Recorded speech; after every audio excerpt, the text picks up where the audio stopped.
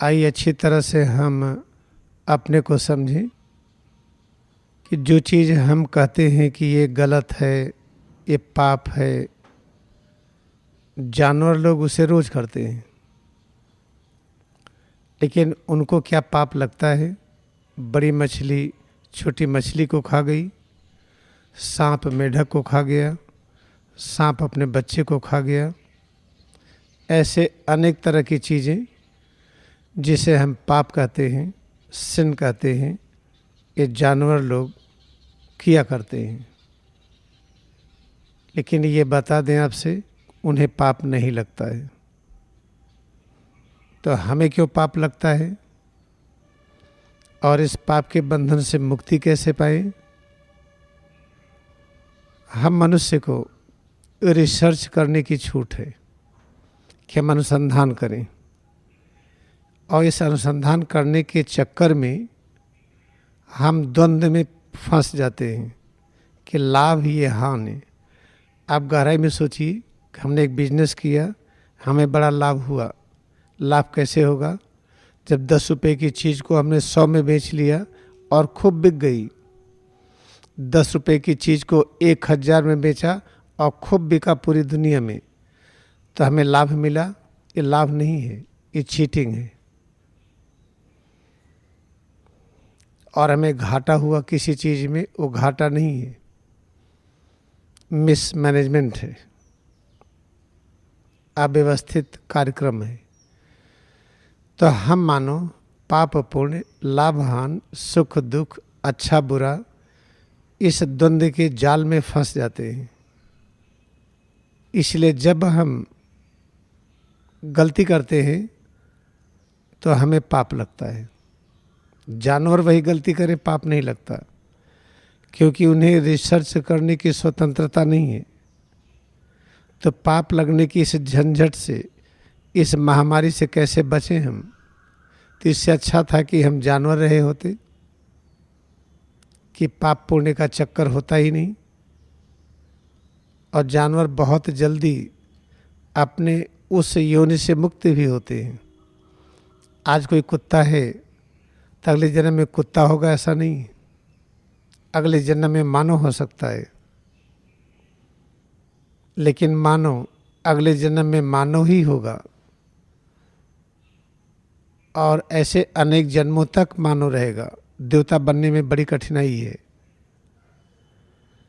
बहुत ही मेहनत करने से मानव का रूप तो मिला, बड़े भाग मानुष तन पावा, बहुत भाग दौड़ हुई, बड़ी मेहनत हुई, तो ये तन मिला। सुर दुर्लभ, देवता होना दुर्लभ है, आसान नहीं है। इसको सभी रियलाइज मास्टर ने कहा है। तो हम मानव होकर के झंझट में पड़ गए, तो इससे अच्छा जानवर रहे होते। नहीं, मानव होना ज़्यादा अच्छा है, और झंझट से मुक्ति का उपाय है। मुक्ति का उपाय क्या है? फॉरगिवनेस, माफ़ करिए। माफ़ करने का अर्थ ये है कि कोई मर्डर करे तो करने दे, कोई डकैती डाले तो डालने दे, कोई किसी को पिटाई कर रहा है तो करने दे। नहीं, माफ़ करने का तरीका ये गलत है। हम माफ़ कैसे करें? एक नियम बन जाए कि जो व्यक्ति पूरे लगन से, भक्ति से क्रिया योग का ध्यान करता है, सुबह और शाम व्यवस्थित तरीके से करता है, बाकी दिन भर काम करे या आराम करे, लेकिन क्रिया योग ध्यान से जुड़ने का प्रयत्न करता रहे, तो जो कुछ भी करे उसे माफ़ कर दीजिए।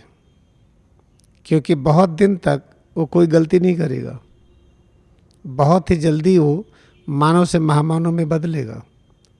तो एक ही उपाय है कि मानव को पाप के बंधन से मुक्त करने का, कि क्रिया योग का अभ्यास तेजी से फैले, प्रत्येक घर क्रिया योग मंदिर हो, घर के लोग रोज उस मंदिर में बैठे, अपने घर में बैठें और क्रिया योग ध्यान सुबह शाम अवश्य करें, और इतना सीखें कि दिन भर काम करते रहें या आराम करें, क्रिया योग ध्यान से जुड़े रहें। ऐसे व्यक्ति की सभी गलतियां माफ हो जाती हैं, उसको पाप नहीं लगता है और वो गलती करता भी नहीं है। जैसे सभी खाना खाते हैं, क्रिया योग ध्यान करने वाला खाना खाएगा तो लालच में नहीं खाएगा। इसी तरह से जितनी भी इंद्रियों की क्रियाकलाप है, शब्द स्पर्श रूप रस गंध, जितनी भी ज्ञान इंद्रियां कर्म इंद्रियां हैं, इनका उपयोग सभी करते हैं, लेकिन क्रिया योग ध्यान करने वाले जब करते हैं तो पूरे अनुशासन में करते हैं। अन्य लोग जब उपयोग करते हैं तो अनुशासनहीनता करते हैं, जिससे उनको बीमारी और तकलीफ हो जाती है।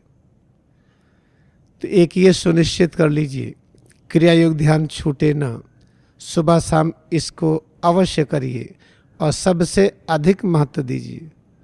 बाकी ये प्रयास करिए कि हम काम करते हुए कैसे करें और आराम करते हुए कैसे करें, तो पिछले कर्मों के जितने भी ये दुष्परिणाम मिलने वाले होंगे वो निष्फल हो जाते हैं और आने वाले समय में हम गलत कर्म करने से बच जाते हैं। गलत कर्म का एक उदाहरण दिया, लालच में ज़्यादा खाना, बिना भूख के खाना खाना। भूख क्या है पता ही नहीं, हम किसी काम में व्यस्त हैं, आज खाना ही नहीं खाए तो क्या भूख नहीं लगी? हमें पता ही नहीं चलता कि भूख है क्या। खाना देखे महाकाई, खाने का रंग देखिए, आकार देखिए, लार निकलने लगी, भूख जग गई। वो भूख नहीं है, वो लालच है। वो संग से, खाद्य पदार्थ के संग से भूख जगी है। तो खाना खाने के नियम जानिए कि एक बार हम इतना खाना खाएं कि ओवर ईटिंग ना हो, हल्का खाएं, फिर जब 7-8 घंटे हो जाएं तो हम फिर खाएं। इस तरह से 8-10 घंटे के अंतराल पर हम खाना खाएं। और आज भूख नहीं, खाना नहीं खाएंगे, ये गलत सिद्धांत है। ये आज बार बार भूख लग रही है, हम 2-2 घंटे पर खाएंगे, ये भी गलत है। तो जब हम क्रिया योग करते हैं, इस तरह की गलतियां खत्म हो जाती हैं। ऐसे पति पत्नी के बीच का संबंध एकदम वही होना चाहिए। जब क्रिया योग करते हैं तो वैसे ही होगा। कोई भी स्त्री पुरुष कैसे साथ रहे, बच्चे और बड़े कैसे रहे, पड़ोस कैसे रहे, क्रिया योग ध्यान करने से सब अपने आप व्यवस्थित हो जाता है। तो याद रखिए, बड़ा सरल है।